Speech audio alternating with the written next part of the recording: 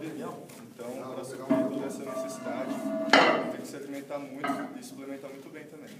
O que, por exemplo? Proteína, hipercalóricos, BCA, arroz, feijão, carne, peixe, frutas, salada, tudo. Sem restrição, Sem é o sonho de todo mundo. Sem restrição nenhuma. Agora me diz qual que é a expectativa para o seu filho? Olha, a gente está fazendo um treino muito esse ano, a gente está se preparando bem. A gente está muito próximo de completar as provas que são lá. A gente não treina 100% das cargas, porque é perigoso ocorrer lesões. Então a gente treina sempre um pouco abaixo, mas a nossa expectativa é que a gente vai poder fazer uma boa apresentação sim. Está dando muito duro para isso. Como é poder representar o Brasil? É incrível, né? Sentimento muito bom. Esperar trazer um bom resultado para mostrar mais ainda o nosso Brasil, né? Muito obrigada.